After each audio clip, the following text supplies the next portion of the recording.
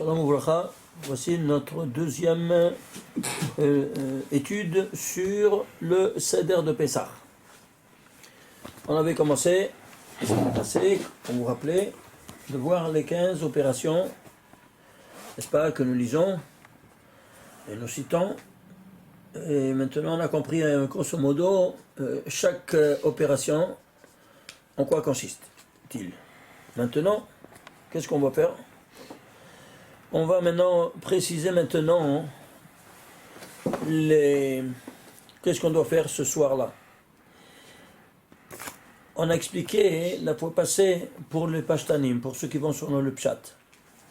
C'est-à-dire, on peut faire frire les galettes de carré de la matzah, on a dit pour le matin, faire la Seuda Shnia, et puis la Seuda Shlishit.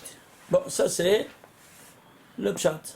Maintenant qui veut aller sur le sod, alors attachez vos ceintures parce que c'est toute une autre musique. La Seuda Shlishit n'a pas lieu. C'est clair? Kloum. Le prix, Si vous voulez prier, vous pouvez manger des fruits, aucun problème. Mais pas les 12 pains, ni la galette frite, rien. Ainsi, Rabbi Shimon Bar Yochai, il faisait dans le Zohar, Parashat Emor, page 95a. Il te dit texto, la Seuda de Malka, Mikame Seudata de Pesach, c'est-à-dire elle est repoussée. Comment est-ce possible? On ne comprend pas. Parce que si toi, avant tout, il te dit Michel Shaot, c'est-à-dire à partir de la 6e heure, tu ne dois pas avoir du pain. Alors qu'est-ce que tu es en train de manger du pain maintenant après 6 heures? Tu comprends? Vous comprenez ça ou pas? Alors ça c'est de la rigolade. Tu dis, et tu dis une chose et tu fais une autre chose. Ah, c'est frit ou pas c'est frit, c'est toujours camouflé. C'est clair. Alors, Seuda Shlishit, après, à la 6e heure, tu ne peux plus avoir. Et sans pain, en Seuda, te dit Rabbi Shimon Bar Yochai. sans pain, en Seuda. Et ça n'existe pas la Seuda s'il n'y a pas du pain. C'est clair ou pas? Ça ne s'appelle pas Seuda, ça n'a pas le titre, n'est-ce pas, de Seuda. Incroyable. C'est clair ou pas maintenant? Incroyable. Et ça, ce qui faisait ça, c'est Rabbi Shimon Bar Yochai. Alors, ils m'ont téléphoné de Montréal, on m'a dit, ah mais il y a un rabbin qui a dit, on peut étudier, c'est à la place, on peut étudier 3. Non, c'est pas... Lui, qu'est-ce qu'il faisait? Il faisait seulement... C'est toute l'année, on doit faire la Seuda Shlishit. Et pas avec des maisonnotes, ni avec du fruit. S'il n'y a pas de pain, tu n'as rien fait tout le Shabbat. Rappelez-vous ça. Parce que Seuda Shlishit, c'est quoi? C'est Hakal Taborin Kaddishin. Hakal, c'est le soir. Taborin, c'est le matin. Et Kaddishin, c'est le plus haut, c'est Amincha. Eh bien maintenant, Amincha, si tu n'as pas fait avec le pain, tu n'as rien fait tout le Shabbat. C'est clair?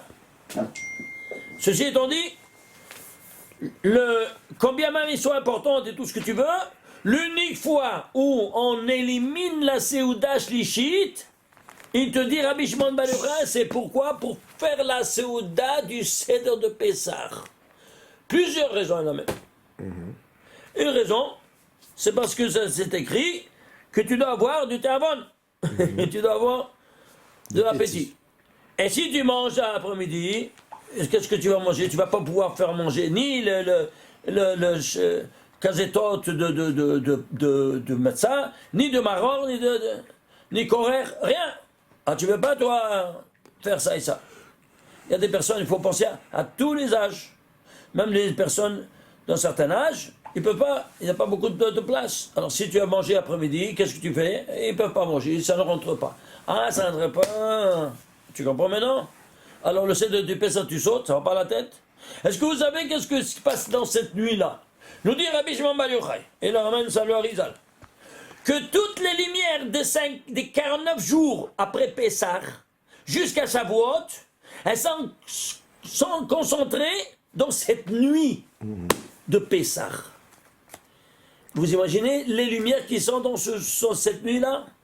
Alors c'est à condition de quoi? Que tu fasses le Seder. Vous n'avez pas un lien ici avec le 425? Oui, mais ça c'est après, parce que maintenant on est Le 425 des Lumières. Après. Excusez-moi. Ok. Après. Et alors, alors on était en train de dire quoi? Que toutes ces lumières sont concentrées. Elles sont concentrées ce jour-là.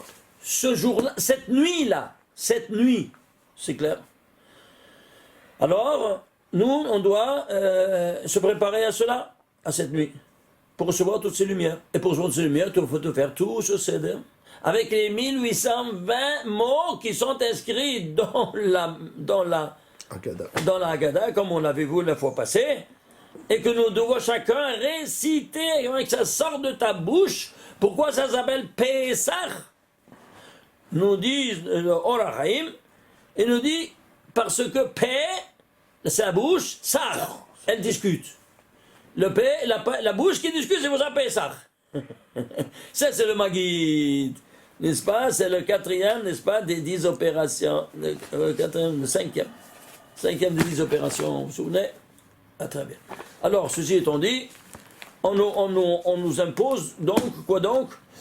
D'éliminer. Ça, c'est Al-Piasod. Alors, lui, qu'est-ce qu'il faisait? Seulement dans cette unique occasion de toute l'année, alors il s'occupait d'étudier la Torah. Et quoi? Maaseh Merkava. C'est-à-dire quoi? Comment on fait le trône céleste. Toi, tu es Merkava la Shekhinah. Chacun de nous transforme sa propre personne en Merkava la Shekhinah. Un chariot véhiculant la présence divine sur terre par ton comportement. C'est clair? Et sinon, tu fais un Chilul Hashem, Chas v'Shalom. Alors dans ces conditions-là, on doit quoi donc? On doit se préparer à cela. Et comment on se voit à cela? Et il nous dit voilà. Alors en étudiant maintenant, tu étudies Maaseh Merkava à la Seuda Shishit seulement de Erev Pesach si ça tombe un Shabbat la veille. Comme cette année. Au lieu de faire la Souda Shishit. Au lieu de le oui, Maaseh Merkava. On nourrit l'âme. C'est clair? Et c'est l'unique fois que tu peux permuter la Seuda Shishit en étude, et quoi? Quelle étude, Maaseh Merkava? C'est clair? Alors tous, les pasteurs, ils ont dit, ah voilà, il a dit qu'on peut étudier, alors on ne mange pas toute l'année. Alors, tu es dingue. Lis, étudie bien, regarde ce que c'est écrit ici, dans ces pages 94 et 95, 94b et 95a, tu vas voir comme ça c'est clair. Il n'y a pas plus clair que ça. C'est clair ou pas? Très bien. Alors, ceci étant dit, alors on a précisé ceci qui est très important. J'espère que vous n'avez pas de questions, n'est-ce pas? Très bien. Alors, on va maintenant, on va prendre quoi? On va prendre maintenant, ici, le Seder. Alors, pourquoi il y a un Seder, un menu? Ben, nous, on est nés, à ce moment-là, la sortie d'Égypte, on est nés. On vient de naître en tant que nation, au niveau macro-national. Le peuple juif est né en ce moment de la sortie d'Égypte. Et à quelle année c'était? 15 Nissan 2448. Pourquoi juste 2448 cette année-là, pas autre? C'est une bonne question ou pas? 1948. 2448. Maman, c'est bien ce qui me semble. Pourquoi? Regardez ici, s'il vous plaît. Jusqu'à 2447, depuis le Gan Eden jusqu'à 2447, il n'y avait que le Satan. Parce que nous, quand on est sorti pour recevoir la Torah, et donc on s'est libéré de quoi? De cette mortalité, parce qu'on a reçu de nouveau la vie éternelle, mais malheureusement, à cause du Vaudor, on est retourné de nouveau dans la situation précédente. Alors, toutes ces 2447 ans, depuis le Gan Eden qu'on a été chassé jusqu'ici, 2447, on était sous l'emprise du Satan. Tu veux la preuve? Voilà, on s'est libéré. Qui était Paro? Il avait à la place des défilés le serpent. Et c'est lui qui le dominait. Et même 2 serpents. Mais 2 serpents, parce que non, il n'y avait que un. Toton Hamon qui avait 2 serpents, parce que c'était le kabbaliste de la Sitra Ahara. C'est clair? Tout comme il y a dans les peuples juifs, les Pashtanim et les Mekoubalim, là-bas c'est le kabbaliste de la Sitra Ahara qui avait 2 serpents. Et tous les archéologues, ils ont vu ça, ils disent, comment c'est possible, c'est quoi ça? Ils ne comprennent pas. Bah, viens ici, je t'enseigne pourquoi ils ont 2 serpents. C'est clair? Alors, regardez ici. Ici, 2457, on a dit c'était l'année sous le Satan. Pourquoi? Parce que 2457, c'est quoi? Tu peux le diviser? Non. C'est quoi? C'est un nombre premier. Quel nombre premier c'est? Le 364e nombre premier. Et 364, c'est quoi? C'est le Gematria Ha-Satan, le Satan. Voilà.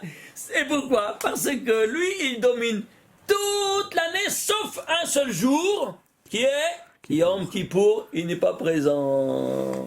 Alors c'est pour ça qu'on peut mettre le talit, l'unique soir de toute l'année, à Arvit, le talit. Pourquoi? Il n'est pas présent. Alors s'il n'est pas présent, bon, je peux le mettre. Alors que toute l'année, il est catégoriquement défendu, même pour le Chazan, soi-disant que les Pashtanim, là, les Ashkenazim qui mettent le talit pour le Chazan. Qu'est-ce que ça veut dire ça? C'est Minhag. Minhag, c'est Gehinom, selon les mêmes maîtres. Minhag, de droite à gauche, de gauche à droite, ça s'appelle Gehinom. Tu lis Gehinom. C'est quoi? L'enfer. Ça t'amène à l'enfer. Même le Rizal, il était Ashkenazi, évidemment. Ouais. Il t'a dit qu'il tremblait d'avoir le talit après le shkia. Tellement, c'est dangereux. C'est ça qu'il a enlevé. Parce que quoi? Tu rentres dans le domaine des forces du mal. Ouais, il l'utilise. Et du monde des ténèbres. Et alors là, tu les défies dans leur domaine. Ah, tu me défies, yallah, viens, Triha, il t'abat. C'est clair ou pas? Alors on dit la Rizal, il faut se la fermer. Il faut enlever talit et tfilin, mais ne pas dire tétilim, ne pas jusqu'à Hatzot.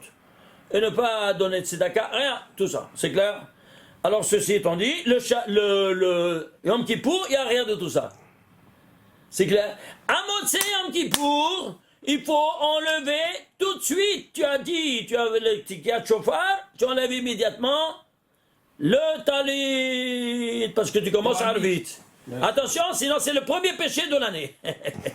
C'est clair? Et les gens qui gardent, ils ne savent pas qu'ils sont en train de faire le premier péché. Shem Ishmor, Shem Ishmerecha. C'est clair? Ceci étant dit, alors voilà donc que l'année 2447, c'est le 364e nombre premier, Gematria Ha-Satan, le Satan, qui domine 364 jours de l'année. Alors c'est pour ça que ici, 2448, il est en dehors. Il est Prinat Yom Kippour. Oui? Ah, je tabarre chez mon... Alors, on est sorti de l'année. Vous avez compris maintenant pourquoi de cette année? Très bien. Alors, il y a une explication à chaque chose, mais il faut la chercher. Casse-toi la tête. On est ici pour ça? Oui, non. Alors, ceci étant dit, qu'est-ce qu'on va faire? Maintenant, on nous libère. Bon, on est sorti, n'est-ce pas? Après les 10 plaies. Et alors, maintenant, qu'est-ce qu'on fait? Eh bien, tu es sorti, il est sorti du ventre, et le gosse, il a faim. Alors, qu'est-ce qu'il doit faire? Biberon. Quel biberon? Le Seder de Pessah. Un menu qui n'a pas changé depuis combien? Depuis 3333 ans cette année. Adayom. Adayom. Ça n'a pas changé. 3. Aïe, aïe, aïe, regardez une chose incroyable. Regardez. On va prendre maintenant ici tout ce qu'il y a ici, n'est-ce pas, qu'on a vu la fois passée, et on va l'écrire ici. Matzah, les 3 matzot. Matzah, c'est 135. Ensuite, tu vas écrire quoi? Tu vas écrire tous les espèces, tout ce qu'il y a dans le plat. Dans le plateau. Bon, dans le plateau. Très bien. Et total, ça te fait 2890. C'est quoi 2890? Imagine-toi, 2890, ce n'est autre que 10 fois 17 au carré. Et pourquoi 10 fois? Vous voyez ici? Là-bas, ça c'est matzah, la première matzah, la chokma. La deuxième matzah, la bina. La troisième matzah, c'est le da'at. Très bien, ça c'est la tête. Les deux têtes. Ensuite, les zones inférieures. Alors le hesed, c'est le 0A. 0A, c'est l'épaule. N'est-ce pas, l'épaule de la nuit. Gevura, c'est la betsa. Betsa, c'est l'œuf. C'est Gevura, la rigueur. Tiferet, c'est le maror. Ok? Ensuite, Haroset, c'est le Nessach. Hod, c'est le Karpas. Yesod, c'est la Hazeret. Et la Malchut, c'est le plat qui reçoit tout. Alors 10 fois 17 au carré, 17 au carré. C'est pourquoi 17 au carré? Tov batov. 17, je ne sais pas. Alors va chercher s'il te plaît dans la Torah le premier mot qui commence, le premier mot qui est 17. Il commence par tête. Pourquoi tête? Parce que ce sont les 9 séphirotes qui donnent à la Malchut. 9 séphirotes qui donnent à la Malchut. Très bien. Alors le premier mot qui commence par tête, c'est le mot Tov dans la Torah. Alors le mot Tov a la signification de ce tête et tête a la signification de ce Tov. Alors voyons un peu. Qu'est-ce qui se ressort de ces 9 séphirotes? Tête c'est 9. Le 9. Que le bien. Que le bien. Alors c'est pour ça que c'est le mot bien qui rentre en jeu. Et où il se trouve dans la Torah? Il se trouve dans le 33e mot de la Torah. Et pourquoi? Parce que c'est quoi? Allons voir pourquoi il l'a choisi. Suivez-moi. Regardez ici. Tov. Tu vas prendre ici Tov. Et tu vas prendre le Tov ici 17 par 17. Pourquoi? C'est écrit, quand la lumière a été créée, Vayomer Elohim Yehi Or, Vayehi Or. 2 lumières. Et pourquoi il n'a pas dit Vayichen, dit Rabbi Shimon Bar Yochai, il aurait dû dire Vayichen comme toutes les autres créatures qu'il a fait. Il a dit il n'a pas répété la création. Alors ici c'est l'unique exception. Pourquoi il répète? Parce qu'il te dit ce Tov là est différent de ce Tov là. C'est-à-dire cette lumière est différente de cette autre lumière. Comment? Il n'y a pas de différence. Oui, la différence c'est l'emplacement. Celui-ci c'est le 25e mot et celui-ci c'est le 27e mot. Il entoure quoi? Il entoure un mot qui est le 26e. C'est quoi 26? Le nom de Dieu. Alors, la source de toute lumière c'est Dieu, le nom de Dieu. Il est entouré de quoi? De lumière à droite et à gauche. Et alors vient ici un mato, Fermat, et il énonce un théorème. Il te dit, il y a dans tout l'univers mathématique un seul nombre qui est entre un carré et un cube. Un carré, 5 x 5, 25. C'est quoi? C'est 5 x 5, 25, le voilà la lumière. Et 3 x 3 x 3, c'est un cube. Voilà. Et il y a 16 et 26. Dans tous les normes mathématiques, il y a un seul chiffre qui est entre un carré et un cube. Mais il ne sait pas pourquoi. Excusez-moi, mes chers amis, venez ici à Yeshiva, je vous renseigne pourquoi. Et d'où ça vient? Ça vient du 3e verset de la Torah. C'est clair maintenant? Alors ceci étant dit, qu'est-ce qu'on a? Et lui, il a fait cette équation sans avoir référence à la Torah. Évidemment, lui, il n'a aucune connaissance de ça. Ah, bien sûr. Ah non, mais c'est important. Aucune connaissance. Voilà. Aucune. Mais là, il a fait par les calculs. N'est-ce pas?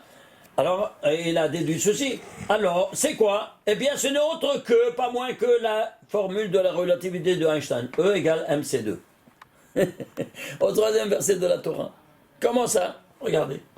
C'est simple. E, l'énergie, c'est la source de l'énergie, c'est quoi? C'est le nom de Dieu. Qu'est-ce qu'il fait? Eh bien, il est le produit de M, C2. La masse, c'est ça. Et C2, c'est quoi? C'est la vitesse de la lumière au carré. C2, c'est la vitesse de la lumière au carré. C'est quoi? 25. C'est 5 au carré. Et c'est quoi 5 au carré? Vous vous souvenez? Ici, ce sont les 5 mondes métaphysiques qui sont chacune chacune qui contient tous les 5. Tous ces 5 sont ici. Tous ces 5 sont ici, en guise d'ADN. Oui, l'ADN, il y a le clal et le prat, le général et le détail. Le général, c'est 5 et le détail, c'est 25. Très bien. Alors, ceci étant dit, tu as 25. Et alors, la lumière, elle a été définie, qui Tov. Dieu l'a définie de Tov. C'est la première fois qu'il définit le mot Tov pour la lumière. Très bien. Alors ici, si Dieu, il entoure la lumière, et lui, la source, Dieu est la source de toutes les lumières, il est entouré de lumière, et lui est la source qu'il a émanée, alors, le nom de Dieu, Yud Kei Vav Kei, il est synonyme de lumière. La preuve. Prenez le Mispar Katan, le petit nombre de Yud Kei Vav Kei. Enlevez tous les zéros, c'est le petit nombre. Alors 10 plus 5 plus 6 plus 5, c'est 26. Mais enlève tous les zéros. Alors 10, ça fait 1. Plus 6, 7. Plus 5, 12. Plus 6. 18. 17, alors. Non, 18. 17. 1, plus 6, 7. 7. Plus 5, 12. 12. Plus 5, D'accord, 19. 17. 17. D'accord. allô. Ce que je me dis. 17. Ah oui, 17. Voilà. Oui. Alors c'est 17. Alors c'est le nombre, le petit nombre du nom de Dieu. C'est-à-dire c'est pas mal. le concentré. C'est ça. Qu'est-ce que c'est Mispar Katan? Un concentré. Tu prends le jus, ce sont 17. C'est le nombre de Dieu. Donc le nom de Dieu par lui-même, il est en Mispar Katan, il est Tov. Très bien. Alors si c'est ainsi, je vous le démontre maintenant que cette concentration du nom de Dieu, elle va se concentrer quoi? Dans ce mot Tov. D'où ça vient ce mot Tov? Tu vas pas aller chercher maintenant l'étude de la grammaire chez les sionistes, chez les littéraires à l'université. Ça va rien de rien, même pas de leur tête. Je te dis tout ça vient de la Torah. Les sources. Tu veux savoir d'où ça vient le mot Tov? Il te dit regarde. Vous voyez ici c'est toutes les séphirotes. Très bien. Il y a ici 9 séphirotes. Très bien. 9, c'est quoi? C'est tête. Oui, non? Qui se concentrent tous au Yesod, c'est la 6e inférieure. Oui, non? Et le Yesod, il donne à la Malchut qui s'appelle la maison, le Baït. Baït, c'est quoi? C'est la maison. La maison qui tout rentre là-dedans pour ensuite qu'elle engendre et elle donne au monde. C'est la femme. Très bien. Alors, tête, plus vav, plus bête, ça fait tov. Ça, c'est le Zohar qui nous le dit. Bereshit, page 30b. Rabbi Shimon Bar Yochai, d'où ça vient le mot Tov? C'est toute une illustration de cette infrastructure métaphysique d'où ça vient le mot Tov. Tu piges? Incroyable, hein? Alors, si c'est ainsi, le mot Tov ou le Yud Kei Vav Kei, c'est synonyme l'un de l'autre. Très bien. Alors, si c'est ainsi, ici, il y a 25 fois le mot Tov, oui, non? 25 fois 17, tu sais combien ça te fait? 425. Et alors? Eh bien, Dieu, il t'a parlé au Mont Sinaï en disant Anochi Hachem, je suis l'éternel Dieu, il est le 425e des 1800 venant de Dieu. Incroyable, tu piges? Oui, ça. C'est-à-dire quoi? Hein? C'est-à-dire, qu'est-ce qui se dévoile à tes yeux quand on dit Anochi Hachem? Toute cette infrastructure métaphysique en détail, parce que tu es arrivé au 5e des 70 fois, d'abord Hachem Lochelmo, tu es arrivé au sommet. Alors si tu es arrivé au sommet, Anochi Hachem, il peut le dire maintenant, et c'est quoi? C'est 25 fois Tov, c'est 425. Et le Yud Kei Vav Kei, c'est le 425e mot. Ils sont chanceux, ces barbus, c'est le jeu du hasard ou c'est une programmation spectaculaire? Hein? Aïe, aïe, aïe, aïe, aïe, c'est de la folie, hein? Comment Dieu nous parle, on ne voit rien de rien. Chez moi. Alors, qu'est-ce qu'on a? On a que ici, tout le Seder, il est structuré 17. Et pourquoi 17 au carré alors? Pourquoi 17 au carré? Parce que Dieu, il a défini chaque créature de Vaya Elohim ki tov à l'homme. Ah oui, la femme. Alors il a dit, Lot tov yot adam levado. Il n'est pas bon à l'homme d'être seul. Alors faisons la femme, c'est-à-dire que la femme, elle est le deuxième tov. Et c'est pour ça qu'il y a ici 17 par 17. C'est-à-dire la dualité hétérogène. Ces deux lumières que tu vois, tu comprends maintenant, c'est quoi? Une spirituelle et une matérielle. Non, on n'a pas expliqué pourquoi c'est la masse ici, le 3. Parce que, alors là, on m'emmène la Shosha de Varim. Et c'est quoi? Temps, espace et matière. Le temps, passé, présent, futur. L'espace, X, Y, Z, les trois coordonnées de l'espace séculaire. Et la matière se trouve à l'état gazeux, liquide, solide. Tu ne peux pas comprendre le temps sans l'espace, ni l'espace sans le temps, ni le temps, ni l'espace sans la matière.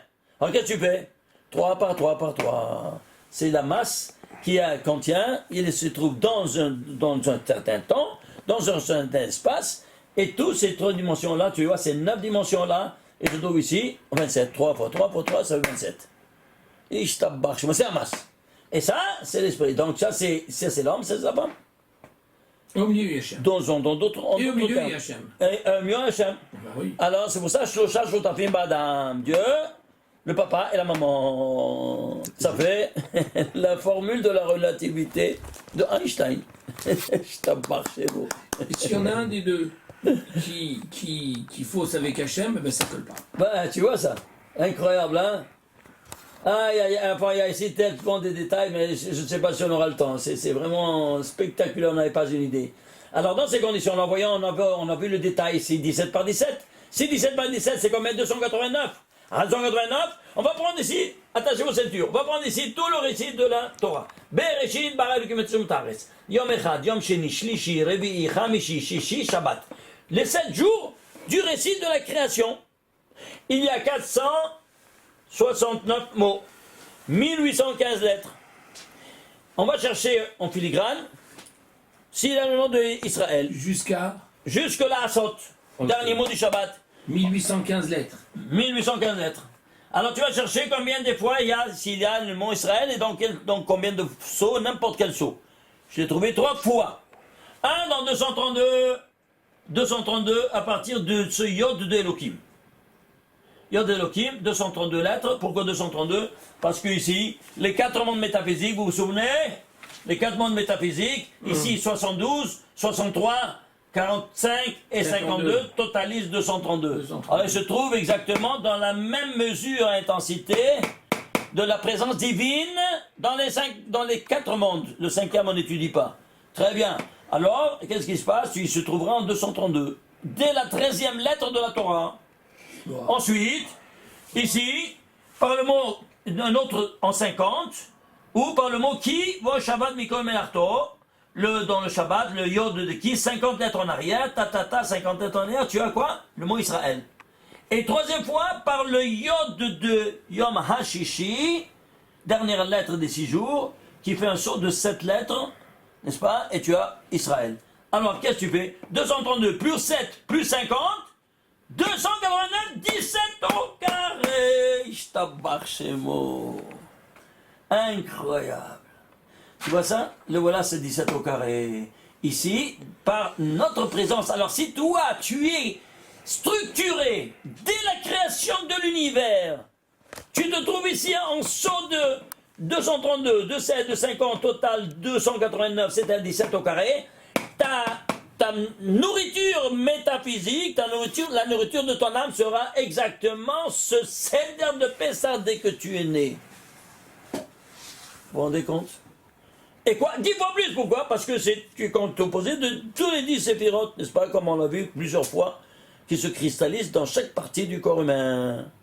Ça, c'est les trois cerveaux, n'est-ce pas? Cerveau de droite, hémisphère de gauche, et le cervelet. Bras droit, bras gauche, le corps. Jambe droite, jambe gauche, le brit mila, qui se donne ici à la fin. Voilà donc au jour du mariage. Voilà donc qu'est-ce qui se passe. Alors qu'est-ce que tu as? Tu as exactement ici, soit ici que tu trouves au niveau du récit de la création, soit maintenant qu'on te donne maintenant ce menu-là qui est fait sur mesure de tes besoins métaphysiques de l'âme, d'où tu proviens. Tu te rends compte de ça? Alors tu vas prendre en français l'œuf, qu'est-ce que c'est la laitude? Où ça va tout ça? À la poubelle. Hein, tu ris toi, mais c'est à pleurer. C'est à pleurer. Oui. Vous comprenez? Aïe aïe aïe aïe aïe aïe aïe. Bon, alors ceci étant dit, alors qu'est-ce qu'on va voir? On va voir maintenant, ça c'est les générales. Mais le détail c'est quoi? Ben le détail, on va prendre le tov, toujours ce tov-là, et on va le prendre ici en détail. La première lettre au carré, 9 au 9, 81. La deuxième lettre au carré, 6 x 6, 36. La troisième lettre au carré, 2 x 2, 4. Total, 121. C'est quoi 121? 11 au carré. Waouh. 11 au carré, et ça c'est 17 au carré. Ah là là là là. C'est quoi ça? 11 au carré. Écoutez, je ne peux pas rentrer dans l'affaire de ce 11 au carré parce que il y a tout un livre que j'ai écrit à ce propos-là. Et c'est 2 ou 3 volumes seulement pour expliquer ce 11. C'est-à-dire sa manifestation dans toute la création universelle. Elle se trouve à tous les niveaux. On l'avait déjà fait comme ça en bref les autres fois, mais peut-être un petit rappel, c'est important pour ceux qui n'ont pas vu. Au niveau temps, espace et matière par exemple, le niveau temporel, c'est quoi? Eh bien ici, regardez le niveau temporel, c'est les 6 jours de la création d'un côté et le 7e qui est le Shabbat.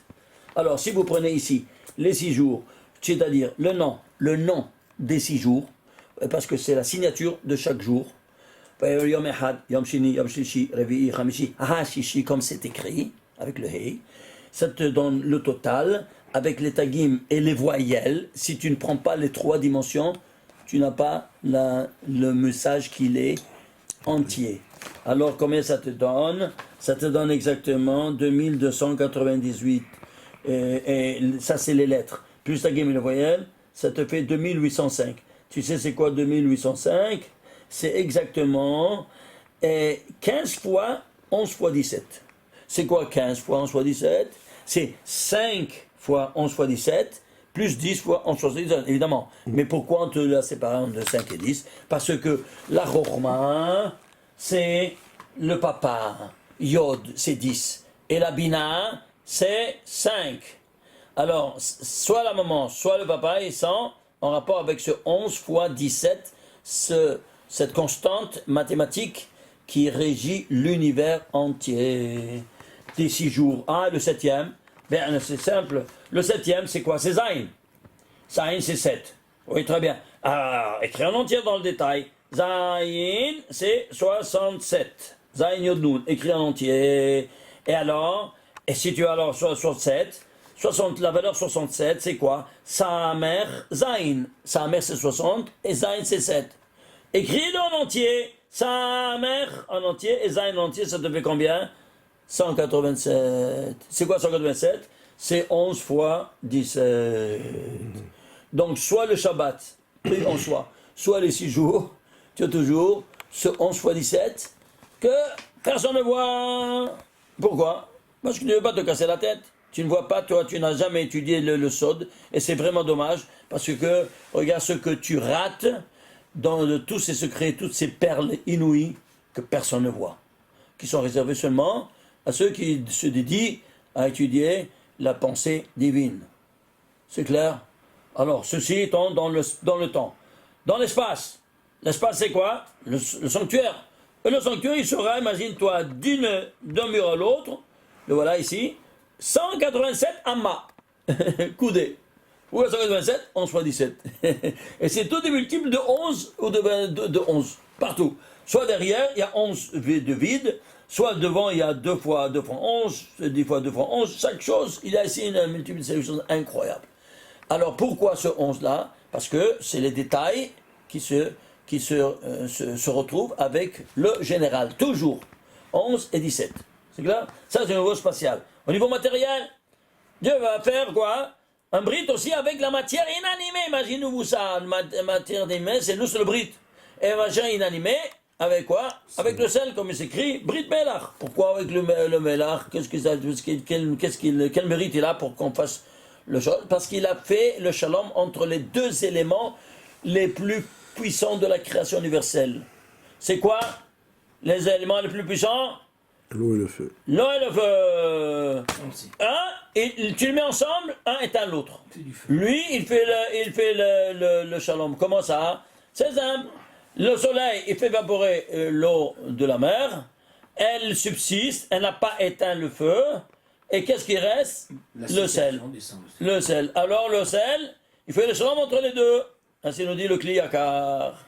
Alors c'est pour ça que la sur ta table, ça ne doit jamais manquer le sel. Tout le temps.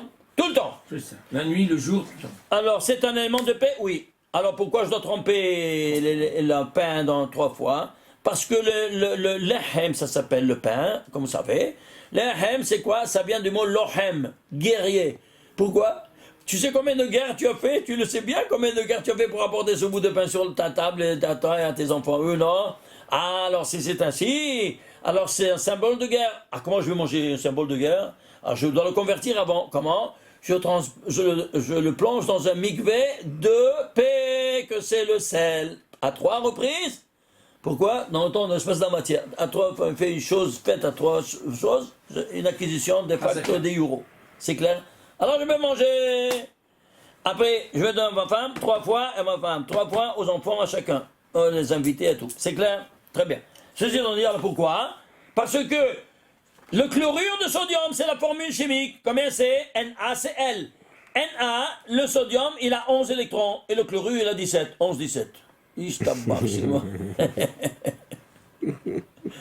Incroyable. Vous vous rendez compte? Ça, c'est temps, espace et matière. Alors, c'est pour ça qu'il va faire un pacte avec la matière. Parce qu'il y a 7, 11, 17. Toutes ces lumières-là, elles sont de nom de Dieu, de 17, de ce tauve-là. Et avec ce 11, c'est 11 et de ça, de D. Alors ici, maintenant, qu'est-ce que tu as? Tu vas voir ici, tu commences le premier verset de la Torah. Bereshit bara Elokim et Hashem et haaretz. Vous entendez? Premier verset de la Torah. Qu'est-ce que tu as? Tu as 28 lettres. Elles sont assez articulées. Il y a 11 lettres, imaginez-vous ça, qui sont avec des tagim, et qui ont 17 tagim. Combien de lettres qui restent sans tagim? 17. Je t'embarque chez moi, tu piges. Déjà, dès le premier verset, on te met en information immédiatement sur ce qui va régir l'univers. Cette constante de 11-17. Alors, tu vas le voir maintenant quoi? Le voilà, 11-17, tu vois? 11 au tiot, ici, et tu as ici, avec les tagim, et les 11 qui n'ont pas. Avec des tagim, mais 11 qui n'ont pas. Ça fait 28. Bereshit bara Elokim et Hashem et haaretz, c'est 28 lettres. Très bien. Mais ceci étant dit, alors qu'est-ce que tu as? Que toute l'histoire nationale va commencer, l'histoire nationale, elle va commencer par qui? Par Yosef, qui a été vendu en Égypte. Et Yosef, quel âge il avait? 17 ans. Et qui était-il? Le 11e fils. 11-17, Ishtabach Shemo. 11-17. Tout a commencé par là. Vous voyez ça? Comme toi, toute la Torah a commencé par le Bereshit, 11-17, dans 17 et 11. Ici, il y a la même chose. Mais vous voyez pas ça, je comprends pas. Alors ici, quand il va avoir 2 enfants, il va les appeler Ephraim et Ménaché. Pourquoi Ephraim et Ménaché? Parce que l'ensemble des deux, c'est la gématrie de 6 fois 11 au carré. C'est quoi 11 au carré? Les détails, 11. Le 11 étincelles. Et c'est quoi 11? Ah, on n'a pas expliqué c'est quoi le 11. Et c'est 11 au carré. C'est quoi hein? Eh bien, c'était le fruit défendu du bien et du mal qui contenait, c'était la Hita, qui a gématré 22, qui contenait les 11 étincelles de sainteté, 11 étincelles d'impureté. Et alors, on les a mélangés, et c'est pour ça que maintenant, on doit faire tout le tikkun. À travers Yosef, qui va rêver d'être une gerbe de blé, il y aura 11 frères qui veulent le tuer, le mal, et maintenant ils se prosternent, qui reconnaissent tout ça, n'est-ce pas? Et donc, il aura de descendre en Égypte, et son père, il sera en deuil, parce que son père Jacob, c'est le Gilgul de Nishmat Adam Arishon. Et la réincarnation d'Adam Arishon qui va maintenant revivre tout ce qu'il a passé là-bas, maintenant, pour faire le tikkun, l'acte réparateur. Alors, s'il a apporté la mort dans le monde, voilà donc que son fils le plus chéri qu'il avait, hein, il le voit perdu, dévoré, Tarof Torah. Comme ça il dit, Tarof Torah. Combien ça Tarof? 17 au carré. Torah, 17 au carré. 187. 289. 2 fois. Tarof Torah. Incroyable. Allô. Regardez ici. Vous n'avez pas une idée. Ici, toute cette série-là que je vais vous le photocopier. Des choses incroyables. Tu vois ici, Ephraim Ménaché, 726. C'est 6 fois 11 au carré. Les 11 étincelles de bien maintenant qui vont dominer les 11 étincelles de mal. Ça c'est. Combien il va vivre Yosef? 110 ans. Pourquoi 110 ans? C'est 10 fois 11. Donc chacune, c'est maintenant, ça c'est 17 au carré, même il y a 10 fois 11 au carré. C'est clair? Elles sont. Et alors, qu'est-ce qui se passe? Son père, il va donc être en deuil, combien? 17 ans. Oui, non? Et il va retrouver son fils, n'est-ce pas? Non, excusez-moi. Il a été en deuil 22 ans. Oui, 22. Pourquoi 22 ans? Parce que il a mangé la hita dans le Gilgul précédent. Hita, c'est 22, 11 plus 11. Et donc, il retrouve son fils, qu'il a perdu à 17 ans, et il va revivre 17 ans encore, avec lui, en abondance et en joie. Oui. Et il y a tellement de choses à vous montrer ici, vous n'avez pas une idée. C'est bon, vous allez le voir vous-même. Par exemple, quel est le symbole qui caractérise Yosef? Short. Le shor, le taureau. Pourquoi le taureau? Parce que la première étincelle de sainteté a dominé la première étincelle d'impureté. La deuxième, troisième, quatrième, jusqu'au 11e, de la même sorte. En faisant le carré. 1 au carré, c'est 1. 2 au carré, c'est 4. Faisons la somme tout de suite. 4 et 1, ça fait 5. Plus 9, 14. 14. Plus 16, 30. 30. Plus 25, 55. 55. Plus 36, C'est 91.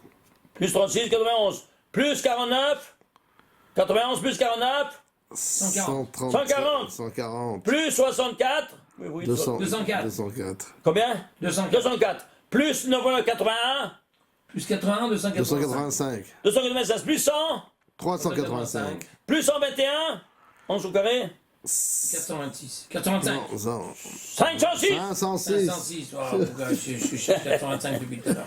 Alors 506, c'est quoi? Combien c'est chaud?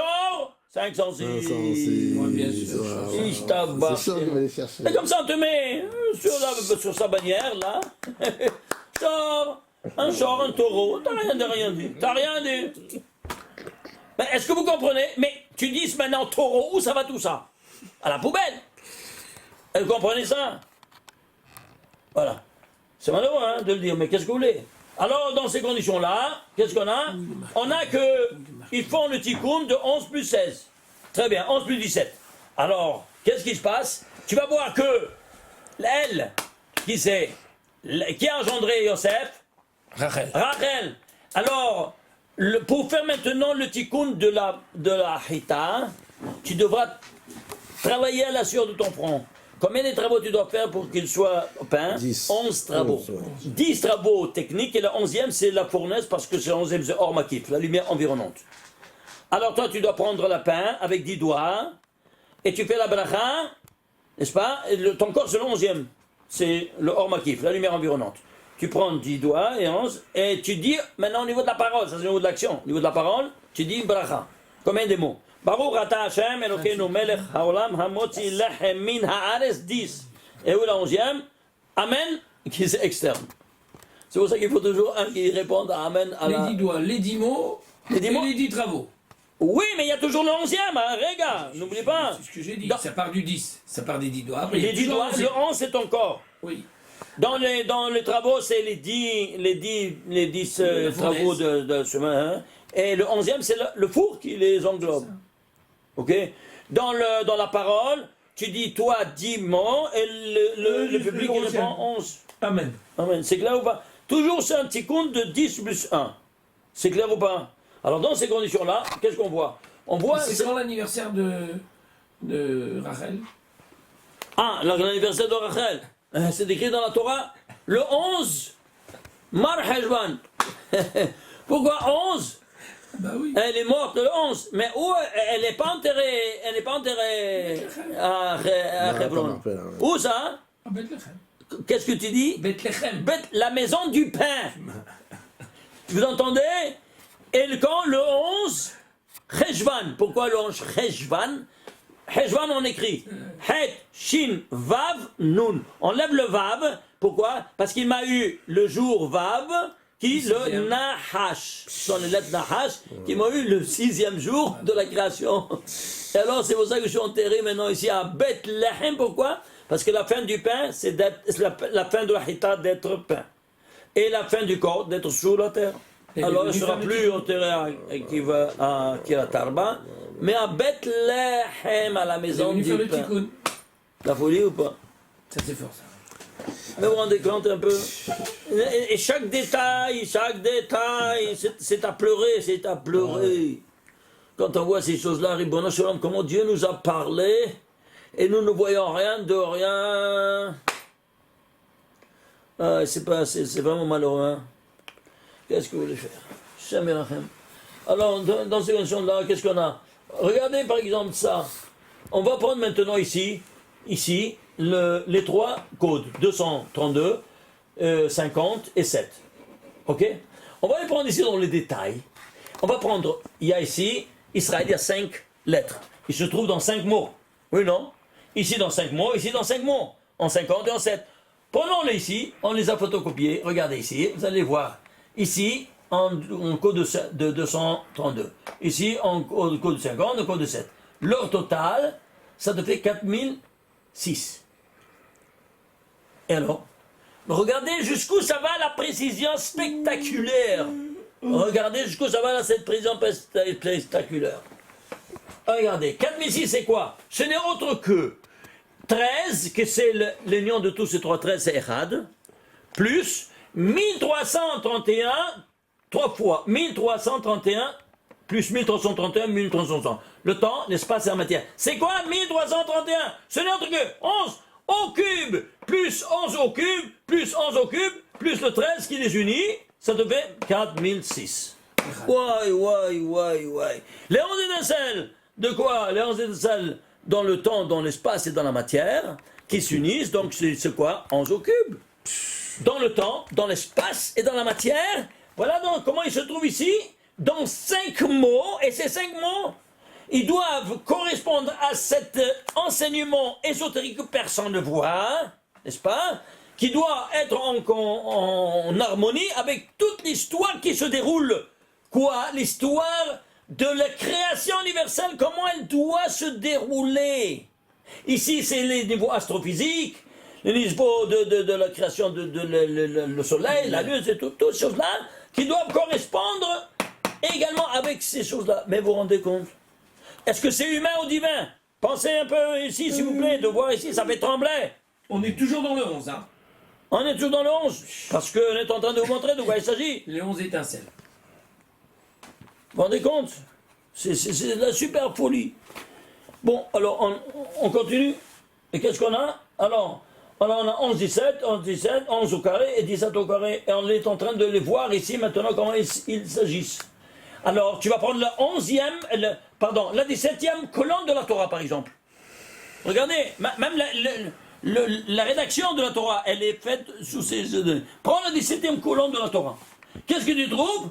Tu trouves... Imon Bessar la tête, le verset il te dit, tu dois faire le Brit Mila.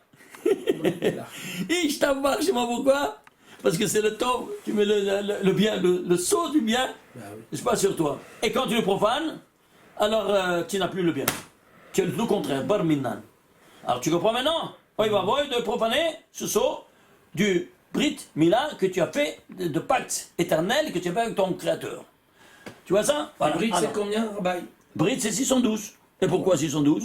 Parce que c'est tout le contrepoids de tous les 612 autres mitzvot de la Torah. Il y en a une, tu mets un, c'est le Brit Mila. Combien il reste de l'autre côté? 612 sur 613. Eh bien, Brit, ici, c'est 612. Et là, combien il y en a ici? 612. C'est tout le contrepoids. Et c'est pour ça que c'est... elle se trouve seulement dans le Sefer Bereshit. La deuxième mitzvah... de toute la Torah, c'est quoi? Bereshit. La première, c'était pour vous. Parce qu'avant, c'était avant la faute. Ouais. Mais après la faute, la première mitzvah, c'est Brit Mila. Très bien. Alors, ceci étant dit, qu'est-ce que tu as? Suivez-moi. Alors, tu as ici... où est-ce qu'on est? Ah, ici. Alors, qu'est-ce qu'on a? On a ici, la première des choses dans la tête, c'est quoi? c'est le Brit Mila. Regardez maintenant ici, par exemple, qu'est-ce qu'il y a? Eh bien, il y a ici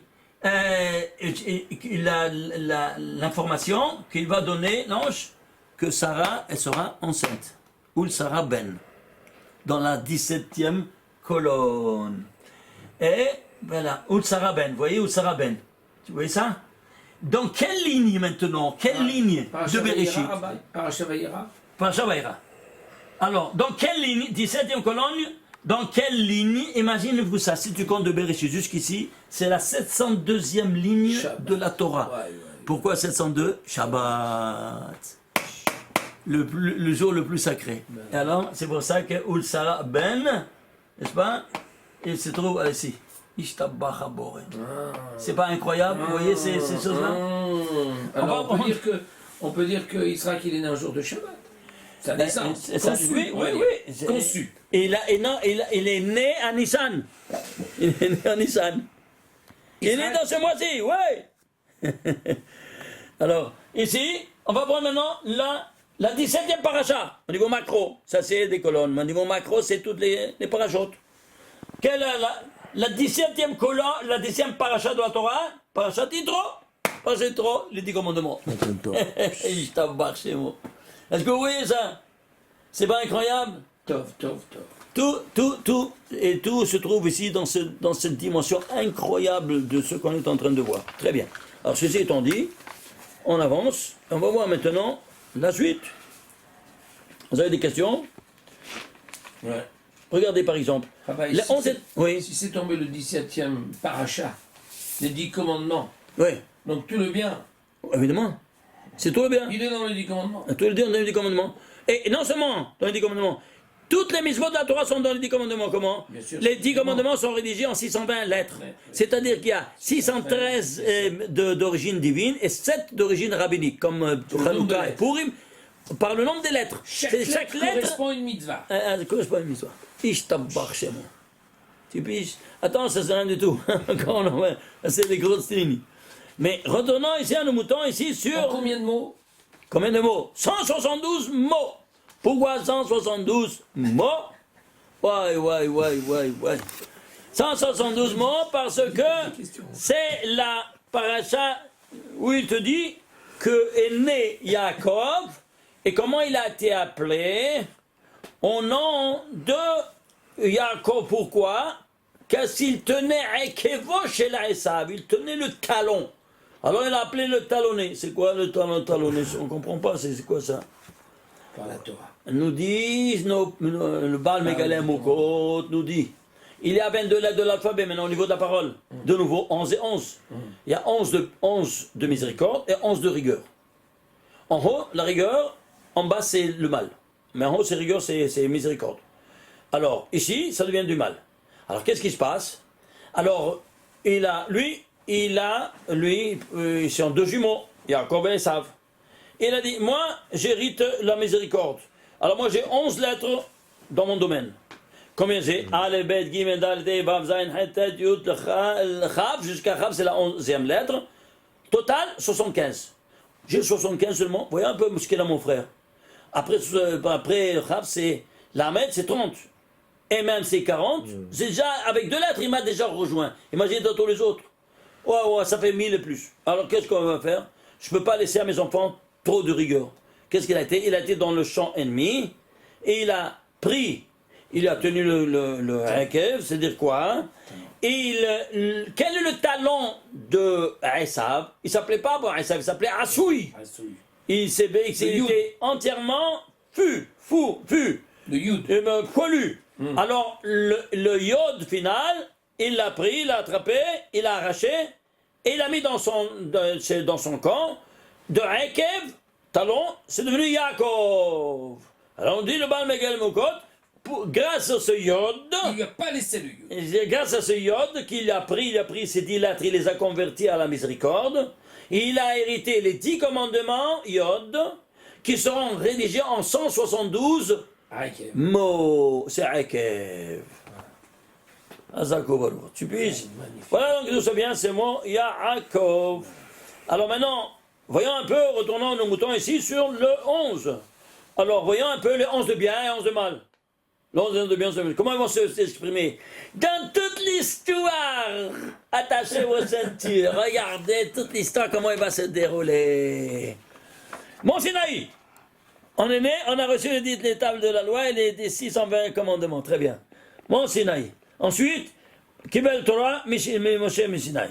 Moshe l'a donné à Yeshua. Yeshua, les Skenim. Oui, vous connaissez, c'est bien connu. Skenim, Pirkei Avot. Skenim, les Nevi'im. Ça, c'est les vieillards. Ça, c'est les Nevi'im, les prophètes. Nevi'im, qu'est-ce que c'est? Tanaïm. Les Tanaïm, c'est les Tanaïm, c'est ceux qui ont écrit le Talmud. Et ensuite, les Amoraïm. Ceux qui sont venus après s'appelaient les Amoraïm.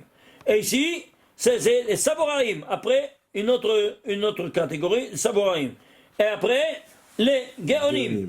Et ensuite, les Rishonim. Et ensuite, les Acharonim. C'est jusqu'à chez nous. Ici, il y a toutes les dates. Vous allez voir ici toutes les dates que j'ai écrites de chaque époque. N'est-ce pas? Une qui termine l'autre. Une qui termine l'autre. Il y a combien? Il y a 10 étincelles de sainteté. Et ça, c'est la 11e qui est le mont Sinaï. Alors, vous les voyez? Acharonim. Nous sommes ici, Acharonim, ici. Jusqu'à quand? Maintenant, ça y est, c'est le Mashiach, il arrive de ça y est, c'est terminé.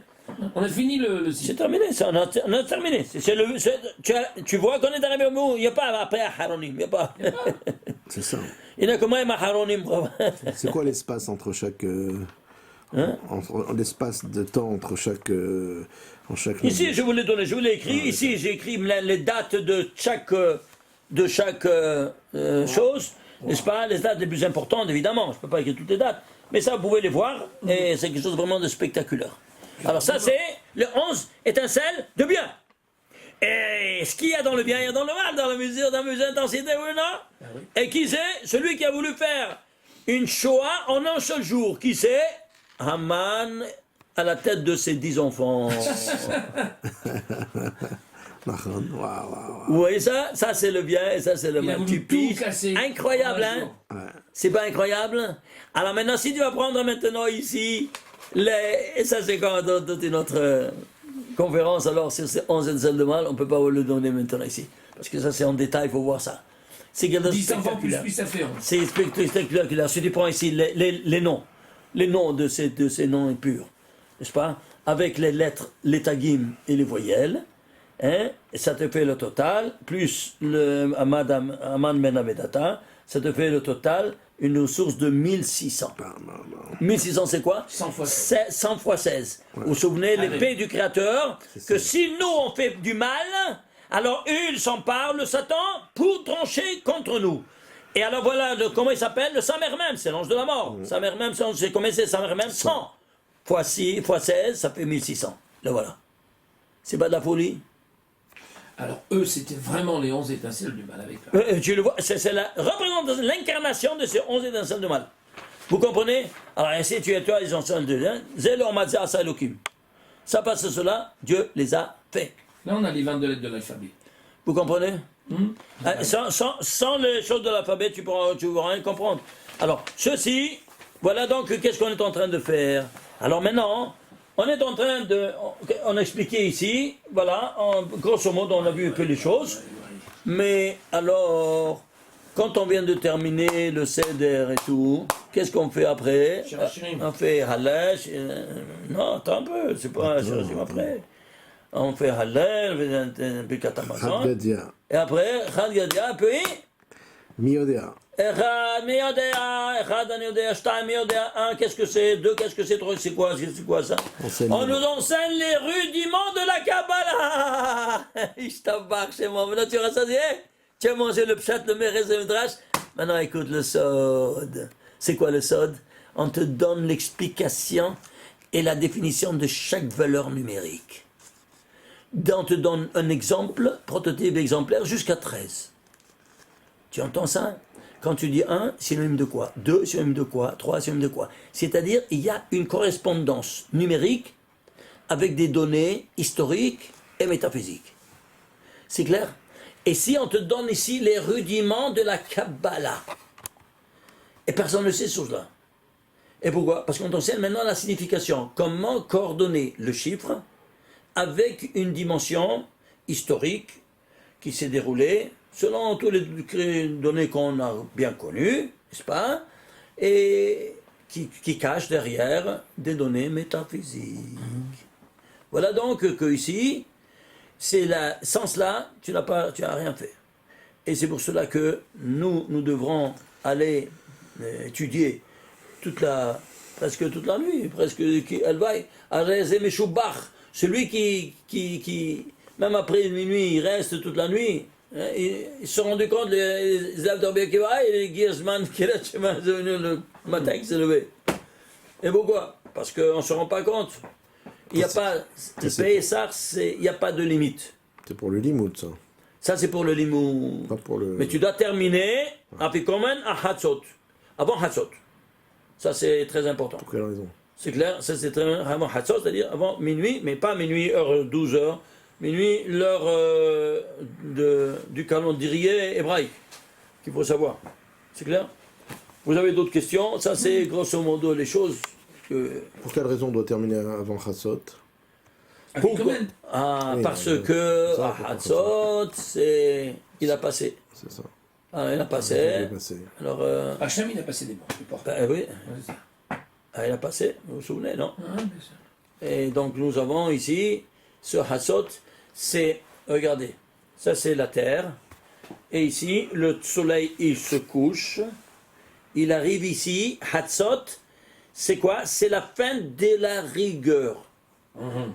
La fin de la rigueur, et ça commence maintenant, La miséricorde. la miséricorde. C'est pour ça qu'on peut lire C'est pour ça à partir de qu'après là, Hatzot, tu peux on peut lire étudier. Tehillim, tu peux dire étudier, tout. Torah. Voilà, c'est clair ou pas? Voilà. Même Alors, ça, Kabbalah, on ne peut pas l'étudier avant. hein? Oui, mais maintenant, la soirée de Pessah, c'est une Ah, mitzvah, pas de problème. justement. C'est totalement. C'est totalement. Mais la Shabbat lumière, aussi. elle est telle C'est qu'elle Shabbat fait aussi, fuir Rabbi. toutes les forces du mal. Shabbat aussi. Il n'y a pas. Et Shabbat aussi, évidemment. Bien sûr. Et Pessah aussi, c'est pour ça que Bah oui. elle prend le devant sur Seudah Shlichit pour pouvoir manger avec Théavon, parce que sinon, on ne peut pas accomplir cette mitzvah-là du cèdre de Pessah. Et oui, il faut manger le chiour. Il faut manger le. Vous avez d'autres questions? Justement, le shiur de la matzah, c'est kazaït ou 3 kazaït? 20 Non, Deux kazetot non. par poids. Pour Deux Shabbat, kazetot pour Shabbat. Puisque en fait, Shabbat, on va manger de la matzah. le matin. La veille même, le soir. Le soir aussi, Mais évidemment. c'est quoi le shiur? Parce que pour les Sfaradim, c'est 3 kazetot, 3 kazaït pour pouvoir manger. Non, Un kazaït, ça suffit. Ouais. Elle devient motzi. Un deuxième aussi. D'accord. C'est clair. Par contre, le deuxième Shabbat. qui va- 29 grammes. Ouais, C'est c'est ça. Kazaï, c'est 29 grammes. Rabbi, le deuxième Shabbat, qui est le 7e jour, Yom HaShivi, de Pessah. Oui, Là, on fait Souda Shlichit, Grande Seouda. aucun problème. Au Grande Seouda. Oui, mais il n'y a Mais plus tu de as- problème là. Mais il n'y a plus de problème. Oui, bien sûr. Ce n'est plus Pessah. Oui, bien sûr. Tu es sorti un vendredi soir de Pessah. C'est le 7e jour. Alors qu'est-ce que tu veux? Ah, mais Khoussar, c'est autre chose. Pour ceux qui sont les juifs qui sont en Khoussar, ils doivent c'est faire ça. 2 jours. C'est ça, on fait en même temps. Ici, on fait un seul jour, mais là-bas, ils font 2 jours. Ah ouais. Alors, si c'est 2 jours, ils doivent manger la matzah comme d'habitude. Comme d'habitude. Donc, Et Kiddush faire Souda classique. Shlichit aussi. Rabbi, Kiddush classique. Et Souda Shlichit aussi. Kiddush classique. Hein? Kiddush de Shabbat. Kiddush. Classique. Pour nous, classique, mais pas pour eux. Non, pas pour nous. Pour nous, classique. Ouais. Le même qu'il y a pour chaque Shabbat. Mais pour les Chousnekim, Ils vont faire le. ils doivent faire spécial. le Yom Tov Sheni. C'est clair? Top. Une chose que je voulais dire que j'ai oublié, c'est quoi? C'est que on doit prononcer à haute voix 3 mots un derrière l'autre. Et pourquoi 3 mots un derrière l'autre? Pesach, Matzah ou Maror. Et pourquoi Pesach, Matzah ou Maror? Parce que si tu fais les gématres de Pesach, Matzah ou Maror, ça te fait 729. Et alors c'est quoi 729? Eh bien, qui est sorti? C'est Israël. Qui c'est Israël? Le premier Israël qui a été, c'est Yaakov. Yaakov, il s'est écrit dans la Torah avec un vav une seule fois dans toute la Torah. Et pourquoi? Parce qu'il a pris du nom de Eliyahu, c'est écrit Elia 5 fois dans les prophètes sans vav. Sans le vav. Pourquoi? Parce que lui, il l'a pris, il a dit je le prends en Garantie. gage Engage. que tu m'apportes toi le Mashiach. Après je te le rends. c'est pour ça que c'est écrit il y a 5 fois. Et donc c'est écrit aussi Yaakov 5 fois dans tous les 24 livres. Mais une seule fois dans toute la Torah et 4 fois dans les prophètes. Donc ces 5 vav sont justement en gage. Voilà. Alors si tu prends le nom en entier de Yaakov avec vav, 188 plus 541, ça fait 729. 729, c'est Pesach, Matzah ou Maror. Yaakov et Israël. C'est Yaakov Israël. C'est la garantie qu'il y aura le Mashiach, ça veut dire. C'est la garantie qu'il va le marcher. Et c'est pour ça que de quoi on parle? On parle d'ici qu'il y aura le sauvetage, finalement, la fin de La Géoula. Israël. La Géoula. La Géoula de Israël. Alors maintenant, qu'est-ce qu'on a ici? C'est quoi 729? Alors 729, il est sorti, il est né. 729, oui non? Personne il est né. Mais avant, il y avait la conception, oui non? Combien de temps? 9 mois. 9 mois. Oui non? 9 mois, très bien. Et d'où il est né? Jacob, Israël, de Abraham et Israël. Oui, non? Alors, chacun, il est quoi? Il est une âme de Adam Arishon. Vous vous souvenez? Abraham, c'est le Gilgul du Nefesh de Adam Arishon. Dit le Zohar. Israël, c'est le Gilgul de Ruach d'Adam Arishon. Et Jacob, c'est le Gilgul de Nishmat d'Adam Arishon. C'est les 3 degrés, n'est-ce pas, de l'âme. Nefesh, Ruach, Neshama. Le plus élevé, c'est Neshama. C'est Yaakov. Alors, ceci étant dit, quoi, il y a 9 mois. Alors, tu fais 9 par 9 par 9. C'est combien? C'est 729. C'est le 9 au cube, c'est 729. C'est quoi? C'est Pesach, Matzah, Maror. Et c'est aussi Yaakov et Israël. Ah, mais ils sont 9 mois dans le ventre en conception. 9 multiplié par 9 multiplié par 9, ça fait 729. 729. C'est quoi? C'est Pesach, Matzah, Maror. Et c'est aussi Yaakov et Israël. Mais combien il y a de temps de gestation? Il y a 271 jours. Et c'est pour ça que c'est la guématre de Herayon. C'est-à-dire quoi, Herayon? C'est-à-dire, c'est la grossesse, ce qu'on appelle en français. Oui. Et si tu fais la guématre de Herayon, c'est 271 jours. Qui est, nous dit la Guémara, le compte de 9 mois de 30 jours, plus 1 le jour de la naissance. Ça fait 271. Avec un resh. Herayon. Herayon. Oui. Alors, qu'est-ce que tu as? 271 plus 729, combien ça te fait? Ça te fait 1000. 1000 c'est Elef, c'est Aleph. Alors tu retrouves l'unité. Ishtabach Shemo. 271 plus 729. Ça te fait 1000. 1000 c'est Elef. Elef c'est Elef. Elef c'est aussi Aleph. C'est-à-dire que tu fais Yaakov Israël. Voilà. Tu comprends maintenant? Alors là, tu as ici. Ça, c'est la preuve que c'est une on retrouve la plénitude qu'on a perdue à cause de la faute du. Voilà, tu retrouves cette plénitude au niveau. Pourquoi des milliers? Vous devez comprendre. Parce que ici, regardez, le niveau de la SIA, de l'action, c'est le niveau des unités. Plus tu sais, en progression géométrique. Ensuite, la Yetzira, le niveau des dizaines. La Bria, le niveau des centaines, et le Hatzilut, le plus élevé, le niveau des milliers. Tu arrives jusqu'au niveau des milliers. 232. Le voilà 232 qu'on a vu dans dans les codes, et tout ça en 232. Ouais, dans Israël. Voilà, Israël.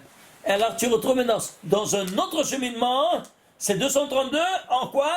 En travers la valeur numérique de cette infrastructure métaphysique qui va en progression géométrique. 1, 10, 100, 1000. Le quatrième monde, c'est celui du Sod, Pshat, Remes, Drash et Sod. Tu vois au niveau du Sod, c'est clair ou pas? Alors, si on ne dit pas le Sod, et dans la langue originelle, vous comprenez?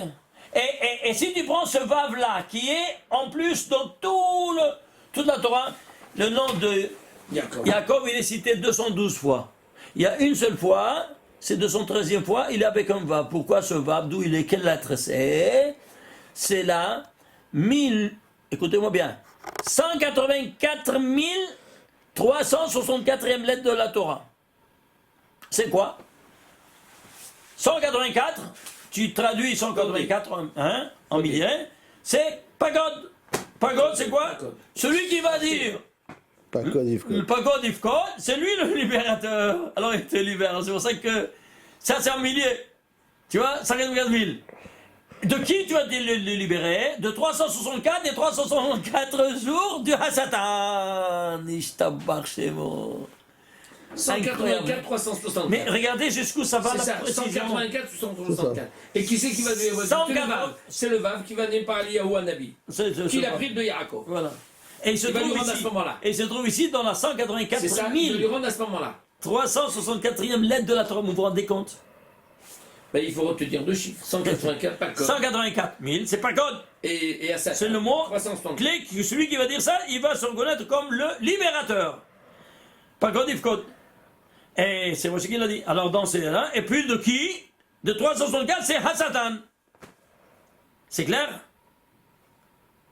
Incroyable. D'où l'importance de dire ces trois mots-là. Comment? D'où l'importance de dire ces trois mots-là. D'où l'importance de dire ces trois mots ensemble, Pesach, Matzah, Maror, qui Bon, tiennent quoi? 729. Qui ont cette signification-là, puisqu'on est né, n'est-ce pas, à ce même niveau, au niveau aussi de Conception. Avot. C'est un appel à la Géoula. Et c'est un appel évidemment à la Géoula, comme vous voyez. Incroyable, hein? Est-ce que vous voyez comme chaque détail, il y a tellement de détails, vous n'avez pas une idée. Toute l'année, on peut étudier ce morceau-là de Pessah. Alors, vous avez de quoi passer la nuit entière. Baruch Ner Olam, Amen, Amen. Magnifique. Baruch Ner Olam, Amen, Amen.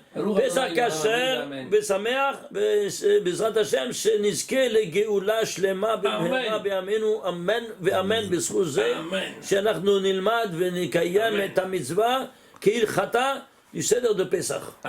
אמן כן יהי רצון. וואו. בת שלום ומבורך.